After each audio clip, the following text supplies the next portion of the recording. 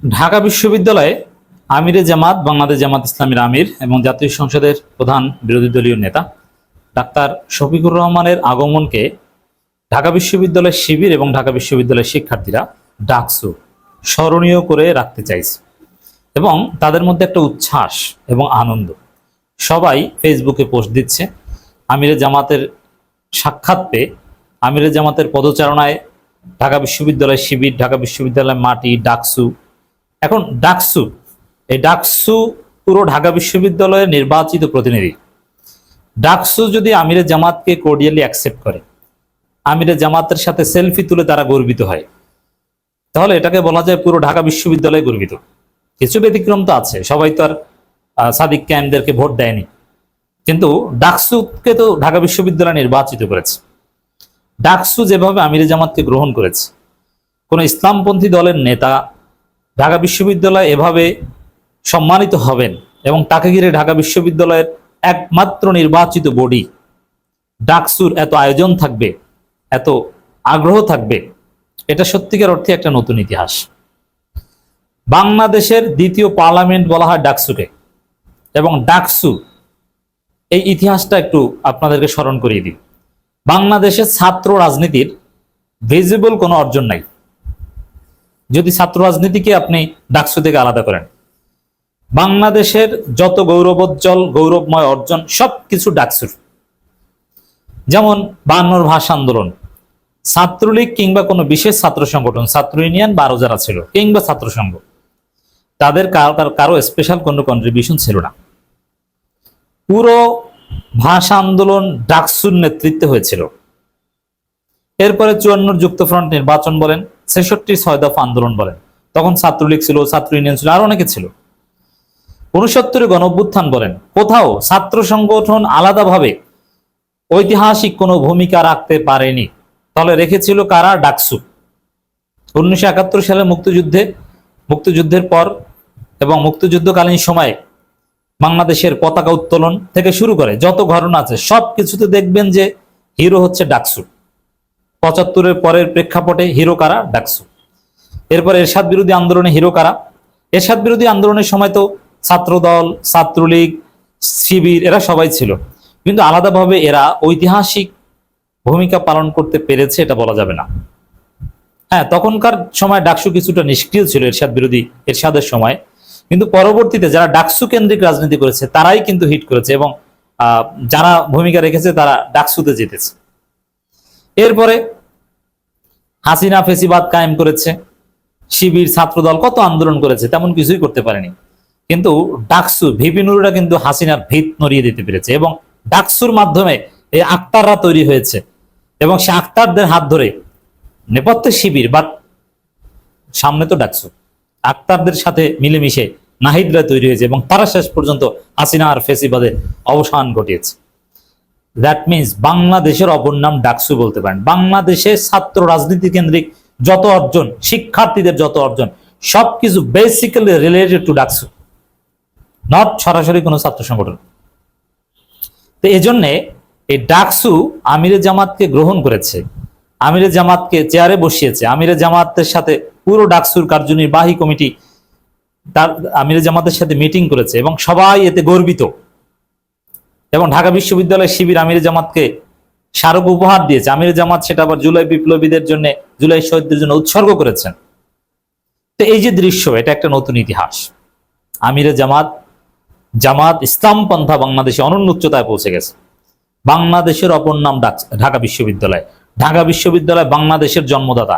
বাংলাদেশ দ্বিতীয়বার জন্ম নিলে সে দ্বিতীয়বারের জন্মদাতা ঢাকা বিশ্ববিদ্যালয়। 24-এর বিপ্লবের মূল সবকিছু কলকাঠি নাড়া হয়েছে ঢাকা বিশ্ববিদ্যালয় থেকে। সেই ঢাকা বিশ্ববিদ্যালয়ে আমিরে জামাত এভাবে সম্মানিত হয়েছে, এটাকে নতুন ইতিহাস বলতে হবে।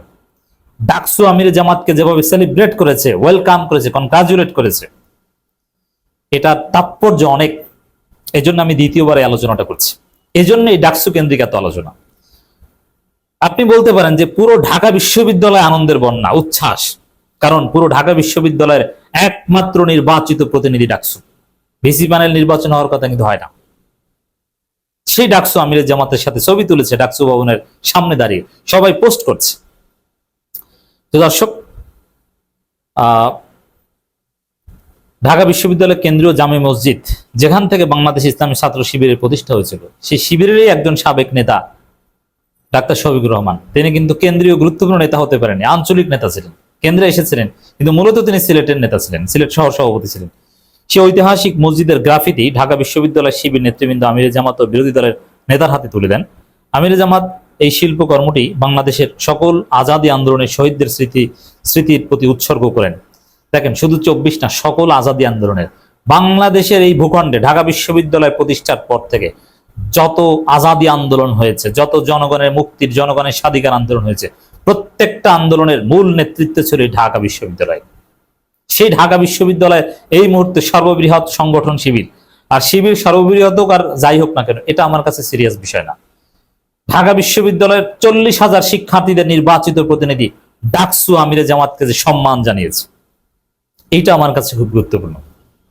এবং এতে আমিরে জামাতের আগমনে ডাকসু বা ঢাকা বিশ্ববিদ্যালয় ধন্য, আমি এভাবে বলতে চাই না, বরং আমিরে জামাত ঢাকা বিশ্ববিদ্যালয়ে এসে এভাবে সম্মান পেয়ে তিনি ধন্য, জামাত ধন্য, যে যেভাবেই নেন না কেন। ঢাকা বিশ্ববিদ্যালয় মানে আরেক বাংলাদেশ, বাংলাদেশের জন্মদাতা।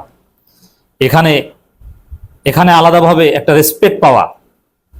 দেখেন, মাননীয় প্রধানমন্ত্রী তারেক রহমান ঢাকা বিশ্ববিদ্যালয়ে এসেছিলেন, কিন্তু ঢাকা বিশ্ববিদ্যালয়ের একমাত্র নির্বাচিত প্রতিনিধি, 40,000 শিক্ষার্থীর নির্বাচিত প্রতিনিধিরা কি প্রধানমন্ত্রীকে এইভাবে গ্রহণ করেছিল?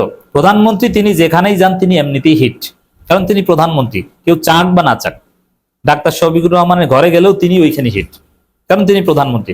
কিন্তু স্বতঃস্ফূর্তভাবে ঢাকা বিশ্ববিদ্যালয়ের শিক্ষার্থীদের নির্বাচিত প্রতিনিধিরা, দ্যাট মিনস পুরো ঢাকা বিশ্ববিদ্যালয় কি প্রধানমন্ত্রীকে বরণ করেছিল?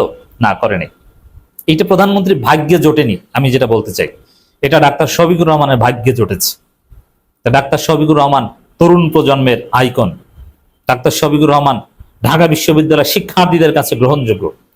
ডাক্তার শফিকুর রহমানদের যে জুলাইয়ের প্রতি ইমোশন, এইটাই তরুণ প্রজন্ম চায়। ডাকসুর কার্যনির্বাহী পরিষদের সাথে মত বিনিময় করেন বিরোধী দলের নেতা ডাক্তার শফিকুর রহমান। ডাক্তার শফিকুর রহমানকে ভিপি গ্রহণ করেছেন গাছের চারা দিয়ে বা এরকম কিছু একটা। তো দর্শক, এই ডাকসু কেন্দ্রিক আমিরে জামাতের এইটা আমার কাছে খুব তাৎপর্যপূর্ণ মনে হয়েছে।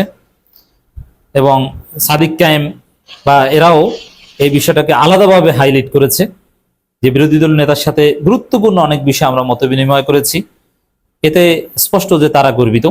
যেমন ডাকসুর যে প্রেস রিলিজের মতো মাননীয় বিরোধী দল নেতা বাংলাদেশ জামাত ইসলামের আমি ডাক্তার শফিকুর রহমানের সঙ্গে ডাকসু কার্যনির্বাহী পরিষদের মত বিনিময় সময় ডাকসুর প্রতিনিধিগণ ঢাকা বিশ্ববিদ্যালয় শিক্ষার্থীদের সংশ্লিষ্ট বিভিন্ন বিষয় তুলে ধরেন। আলোচনার বিশেষভাবে স্থান পায় শারীরিক প্রতিবন্ধীদের নাগরিক অধিকার ও সুযোগ সুবিধা নিয়ে। ডাকসু কার্যনির্বাহী সদস্য আফসানা আক্তারের পক্ষ থেকে নারীদের সাইবার স্পেসে ক্রমবর্ধমান হয়রানি প্রতিরোধে নীতিগত উদ্যোগের আহ্বান জানান। সাংবাদিকদের উপর যে হামলা, তার বিরুদ্ধে বিচার দিয়েছেন। আরো নানান উন্নয়নমূলক প্রকল্প নিয়ে কথা বলেছেন। ডাক্তার শফিকুর রহমান এগুলো নিয়ে সুন্দর সুন্দর পরামর্শ দিয়েছেন, এগুলোর পাশে আছেন বলেছেন। যেই দাবি দেওয়াগুলো প্রধানমন্ত্রীর কাছে করার কথা, প্রধানমন্ত্রী যেখানে ধন্য হওয়ার কথা না, প্রধানমন্ত্রী কপালে জুটলো না। ডাক্তার শফিকুর রহমান তো ঢাকা বিশ্ববিদ্যালয়ে এসে প্রধানমন্ত্রী সুলভ একটা ভাব পেলেন, মর্যাদা পেলেন, ট্রিটমেন্ট পেলেন।